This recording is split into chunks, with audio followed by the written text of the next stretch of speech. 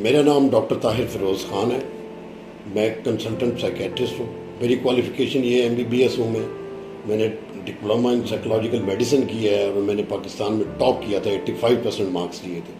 اور میرا I have been working as consultant psychiatrist in Nishtar hospital.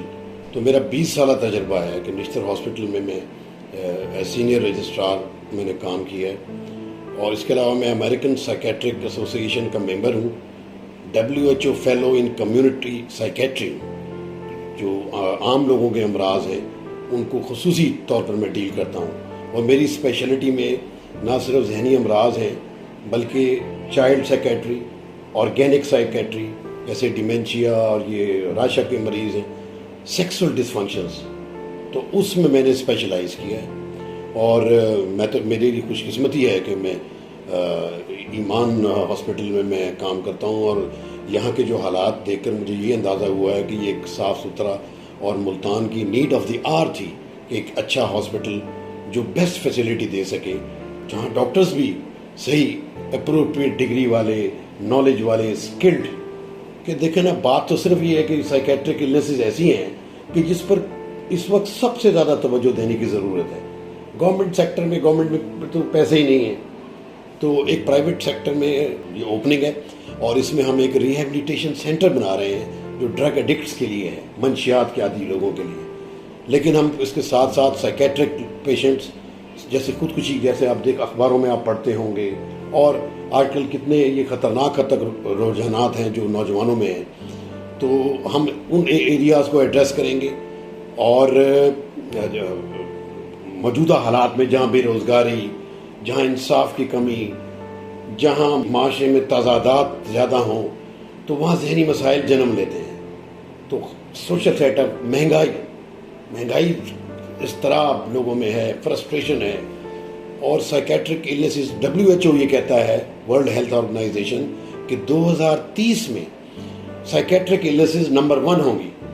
اس وقت جو ہارٹ ڈیزیزز ہیں وہ نمبر 1 ہیں، اور سائیکیٹرک ڈس آرڈرز جو ہیں وہ دلی بیماریاں نمبر 2 ہیں. میری کوشش تو یہ ہے کہ اردو میں بات کروں، but since in our country if a person who cannot speak English in a fluent way he is taken as duffer. تو یہ تو میں نے آپ کو ایگزامپل کے طور پر دی ہے. لیکن ہمارے معاشرے میں بڑی آگاہی کی ضرورت ہے. لوگوں کو پتہ چلے ذہنی امراض ہیں اور ان کا سائنٹیفک علاج ہے، ان کا ایگزیکٹ علاج ہے. ہمارے ایریے کے لوگ اسے پل تعویذ، پیری مریدی اور ان چکروں میں زیادہ انوالو ہیں. جب وہ اینڈ اسٹیٹ میں آتے ہیں تو پھر وہ سائیکیٹرسٹ کے پاس آتے ہیں. ایون ایپیلیپسی مرغی ایک مرض ہے. میں بھی جب میٹرک میں تھا تو لوگ اسے جوتی سنگاتے تھے. ایپیلیپسی تو ایک مرض ہے، اس کا بالکل علاج ہے. اسے ڈپریشن ہے. ڈپریشن آج کل ڈاکٹروں میں بھی بڑی ہے. ہمارے کولیگز نے ایک دو نے سوسائڈ کی ہے. ملتان کے ایک مشہور سائیکیٹرسٹ تھے. تو مطلب یہ تو سائیکیٹرک النیسز ایسی ہیں، ان کو چھپانا نہیں چاہیے. لوگ اس کو باعث شرم میں سمجھتے ہیں کہ جی میں اسے بتاؤں گا، جی میں ذہنی مریض ہوں، میں پاگل ہو گیا. It doesn't mean. ذہنی امراض میں ڈپریشن بھی ہے، انگزائٹی بھی ہے، فوبیاز بھی ہیں، پرسنالٹی ڈس آرڈرز بھی ہیں، سیکسول ڈسفنکشنز بھی ہیں، ڈیمینشیا بھی ہے، فوبیاز بھی ہیں، پوسٹ ٹرامیٹک سٹریس ڈس آرڈر. یعنی کسی بندے نے ایک بس کا حادثہ دیکھا یا لوگ مرے اس کے سامنے، کوئی بم بلاسٹ ہو گیا جیسے ہمارے ملک میں ہو رہا ہے، تو PTSD ہوتا ہے مریضوں کو. تو لاتعداد امراض ہیں اور they are curable. Bipolar affective disorders ہیں، اسکیزوفرینیا ہے. ہاں البتہ کچھ امراض ایسے ہیں کہ جن کے جو لانگ ٹرم ہیں، جن کو مریض یہ سمجھتے ہیں کہ جی یہ جو ساری عمر دوائیاں کھانیاں پڑنی ہیں. ایسی بات نہیں ہے. اس کا علاج ممکن ہے. اور یہ کوئی شرم کی باعث بات، جیسے عام مرض ہے، ملیریا ہے، ٹائیفائڈ ہے، TB ہے، چیسٹ انفیکشن ہے، اسی طرح ذہنی امراض ہے. اور ان کا سائنٹیفک ٹریٹمنٹ ہے. اس کا یعنی اس کی ادویات ہیں. میری اپنی فیملی میں بھی مریض ہیں، اس میں کوئی شرم کی بات نہیں. تو مطلب یہ کہ یہ لوگوں میں جیسے آپ اگر ماس میڈیا والے آپ لوگوں کو بتائیں کہ یہ سارے امراض جو ہیں، مثلا جیسے کانوں میں آوازیں آنا، مریض اسے جن بھوت کہہ کے، اور پیر جو ہیں وہ اس طرف چلے جاتے ہیں اور مریضوں کے ساتھ بعض اوقات ان کے جسم کو جلاتے ہیں، انہیں دھوئیں دیتے ہیں. اور ظاہر ہے جب بندے کو تکلیف ہوگی تو وہ تو ساری چیزیں بھول جائے گا.